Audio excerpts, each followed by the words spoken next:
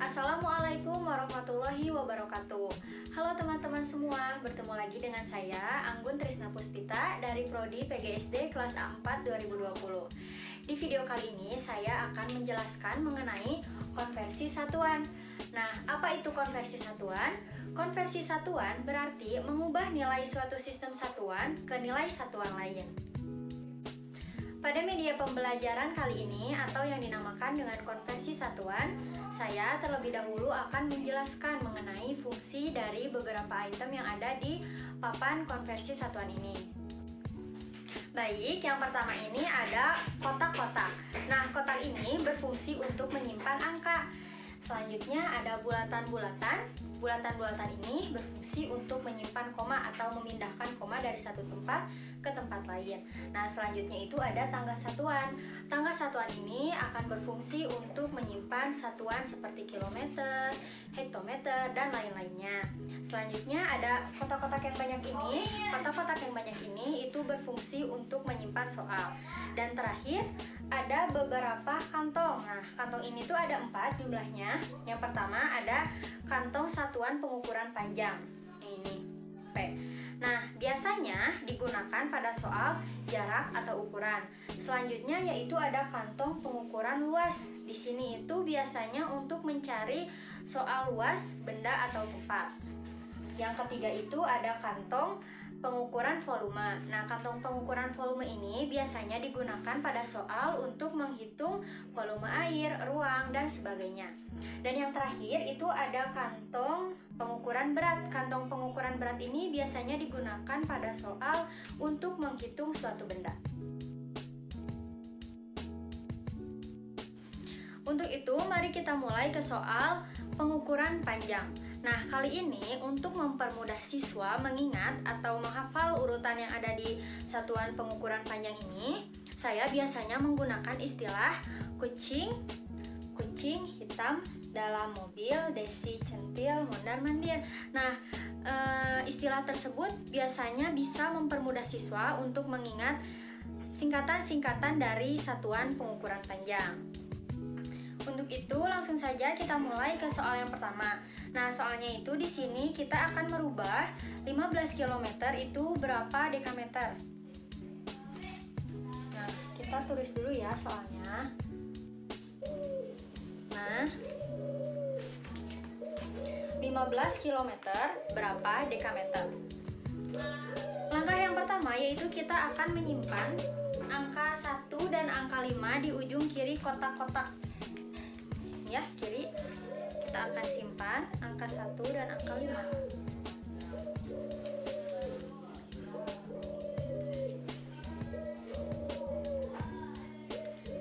1 dan angka 5.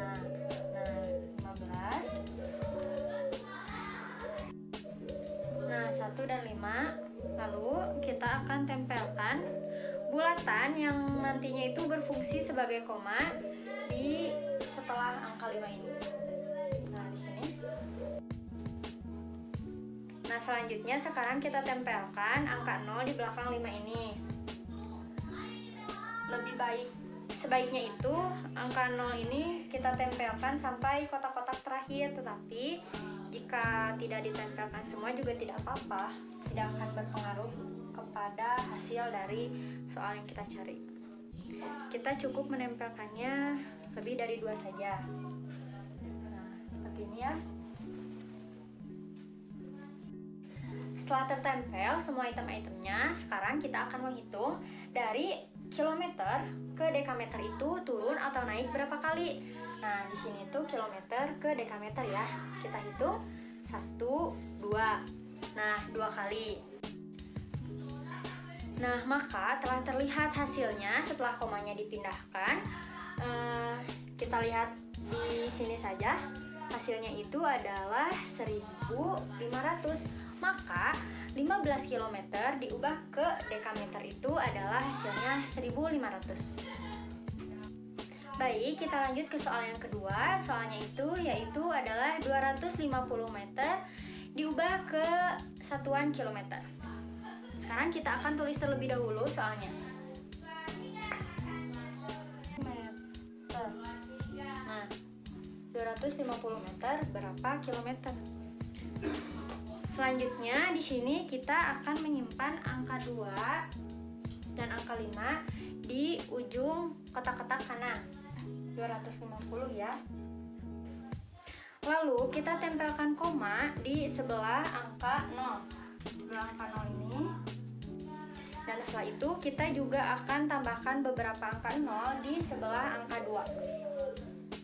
Kita tempelkannya 2 saja. Nah, sekarang kita akan menghitung dari meter ke kilometer ini naik atau turun berapa kali. Nah, dari meter ke kilometer kita hitung 1, 2, 3 kali. Berarti sekarang kita akan memindahkan komanya juga sebanyak 3 kali. 1, 2, 3. Nah, maka dari itu sekarang telah kita lihat hasilnya bahwa 250 meter diubah ke kilometer itu hasilnya adalah 0,25. Kenapa 0 yang di depan ini tidak kita sebut juga? Karena 0 ini cukup kita sebut satu saja, dan 0 yang di belakang koma ini juga tidak usah dianggap. Jadi hasilnya itu adalah 0,25. Baik, kita lanjut ke soal pembahasan yang selanjutnya, yaitu tentang pengukuran luas. Nah, tangga satuan kali ini itu masih satuan yang sama, hanya saja setiap tingkatannya kali ini itu bernilai 100. Jadi, jika naik itu dibagi 100, dan jika turun itu akan dikali 100. Maka dari itu kita mulai ke soal yang pertama. Oh iya teman-teman, saya juga lupa untuk menyampaikan bahwa dalam tangga pengukuran luas ini itu ada beberapa istilah yang harus kita ketahui, seperti 1 hektometer itu bisa disebut dengan 1 hektar, dan 1 dekameter itu bisa kita sebut dengan 1 are.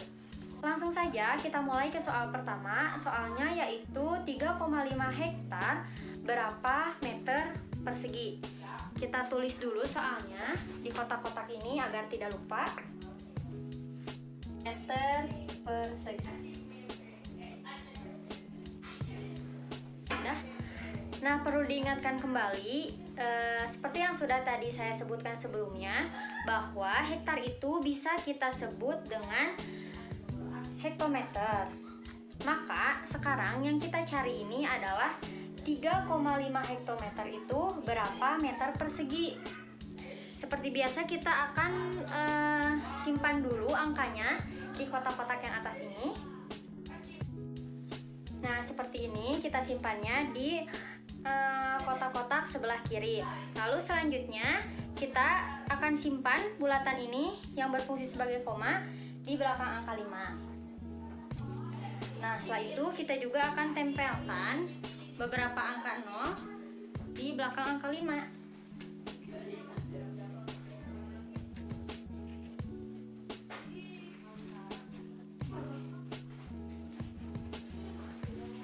Nah, setelah itu baru kita akan menghitung dari hektometer ini ke meter persegi ini itu turun atau naik berapa kali. Nah, kita hitung 1, 2. Itu turun sebanyak 2 kali. Berarti kalau turun itu masing-masingnya dikali 100. Nah, jika 2 kali turun itu berarti 100 dikali 100 adalah 10.000. Maka di sini kita juga akan memindahkan koma ini sebanyak 2 kali loncatan. Tetapi setiap 1 kali loncatannya itu berskala 2. Jadi melewati 2 bulat-bulat ini. 1, 2. Maka dari itu bisa kita lihat hasilnya bahwa 3,5 hektar atau hektometer itu diubah ke meter persegi ini. Nah, komanya ini berhenti di sini. Maka bisa kita lihat hasilnya itu adalah 35.000. Maka 3,5 hektar adalah 35.000 meter persegi. Baik, soal kedua dari pengukuran luas. Soalnya yaitu 400.000 mm persegi kita ubah ke desimeter persegi. Kita tulis dulu soalnya. Desimeter persegi. Nah, 400.000 mm persegi berapa desimeter persegi? sekarang seperti biasa kita akan simpan 400 ribunya ini di kotak-kotak sebelah kanan. Nah, seperti ini 400 ribu. Lalu setelah itu kita akan tempelkan nolnya sebagai koma. Ini kita tempelkan di ujung paling belakang ya. Nah, setelah kita tempelkan koma, lalu kita hitung dari milimeter persegi ke desimeter persegi itu naik atau turun berapa kali. Dari sini kita hitung 1, 2. Nah, naik 2 kali, berarti karena naik kita bagi setiap 1 kali loncatannya itu adalah 100, berarti kita bagi 10.000. Nah, koma yang ininya juga kita akan pindahkan sebanyak 2 kali, tetapi dengan skala setiap 1 kali loncatannya itu adalah 2 bulatan. Kita hitung 1, 2. Nah, komanya berhenti di sebelah sini.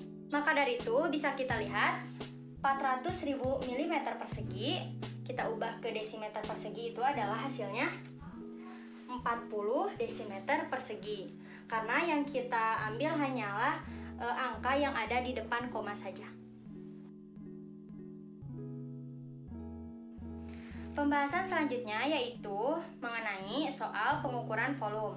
Nah, tangga satuannya ini masih tangga satuan yang sama, akan tetapi setiap tingkatannya itu bernilai 1000.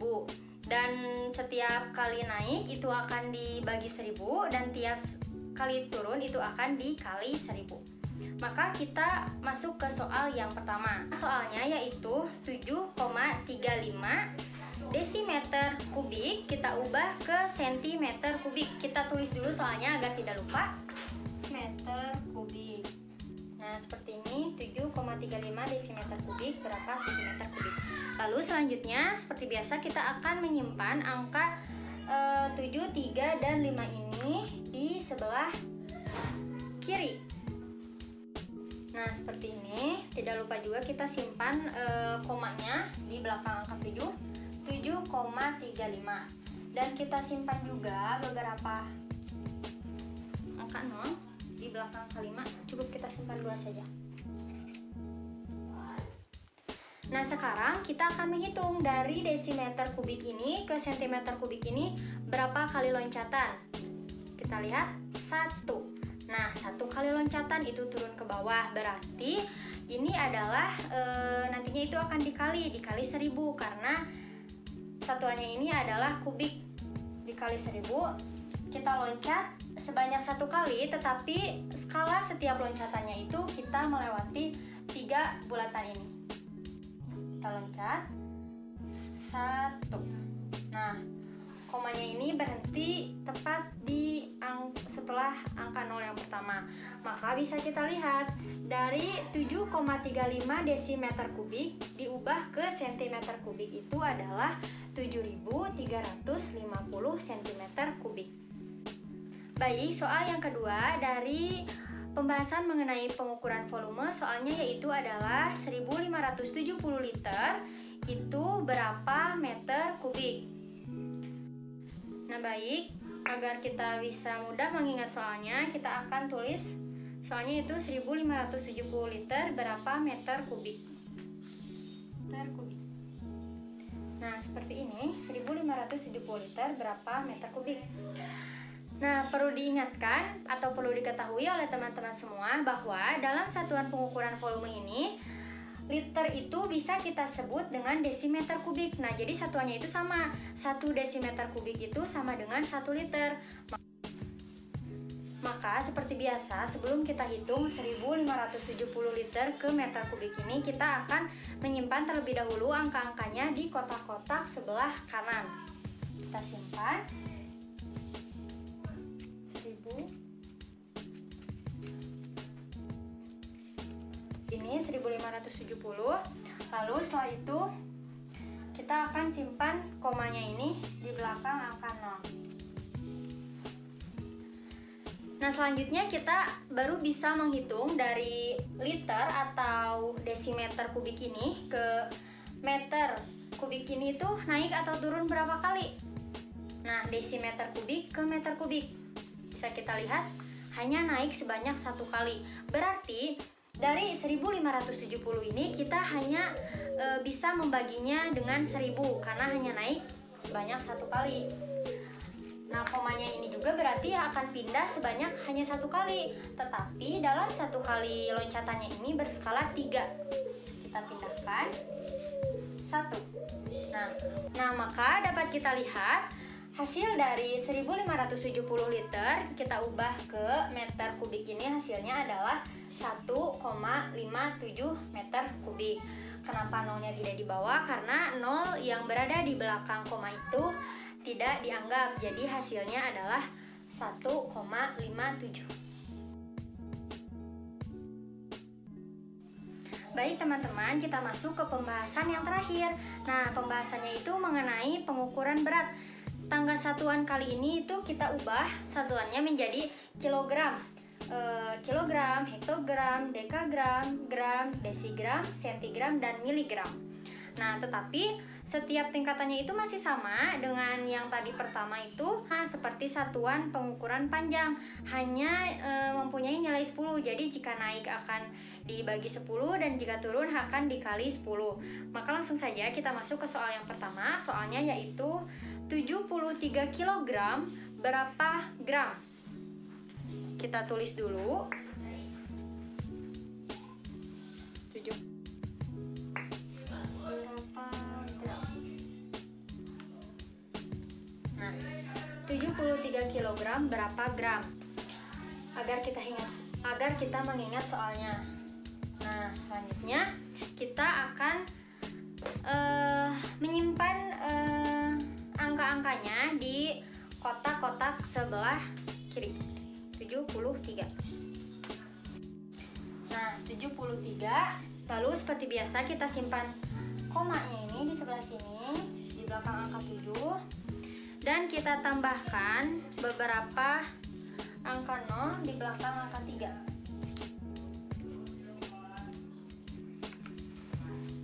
Nah, seperti ini. Lalu setelah seperti ini baru kita bisa menghitung dari kilogram ke gram ini naik atau turun berapa kali. Kilogram ke gram itu 1, 2, 3. Nah, turun sebanyak 3 langkah atau 3 kali. Karena setiap 1 kali langkahnya itu hanya dikali 10, maka jika 3 kali turun itu akan dikali menjadi 1000.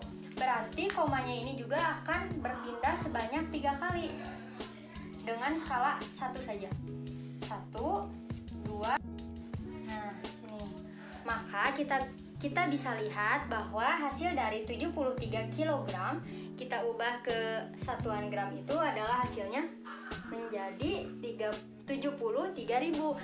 Jadi 73 kg diubah ke gram itu adalah hasilnya 73.000. Baik, kita masuk ke soal yang terakhir. Soalnya yaitu 7.250 gram berapa hektogram. Kita tulis dulu soalnya. Nah, seperti ini, 7.250 gram berapa hektogram.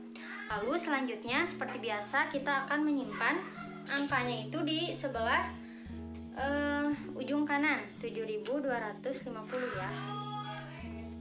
Nah, seperti ini, 7.250. Lalu kita simpan komanya ini di belakang angka 0. Nah, sekarang kita akan hitung dari gram ke hektogram ini naik atau turun berapa kali. Dari gram ke hektogram naik ya, 1, 2. Nah, sebanyak 2 kali. Karena setiap tingkatannya itu hanya bernilai 10, berarti kita akan baginya menjadi 100. Nah, koma ini juga kita akan pindahkan hanya sebanyak 2 kali dan 1 kali loncatnya itu hanya berskala 1, 2. Nah, koma berhenti di belakang angka 2. Maka bisa kita lihat bahwa hasil dari 7.250 gram kita ubah ke hektogram, hasilnya menjadi 72,5. Kenapa nolnya tidak dibawa? Karena nol yang berada di belakang koma itu tidak dianggap. Jadi hasilnya adalah 72,5 hektogram. Baik teman-teman, demikian penjelasan mengenai media pembelajaran pengukuran konversi satuan telah saya sampaikan. Semoga apa yang saya sampaikan dapat bermanfaat bagi teman-teman semua. Mohon maaf apabila masih banyak kekurangan. Sampai jumpa di video selanjutnya. Wassalamualaikum warahmatullahi wabarakatuh.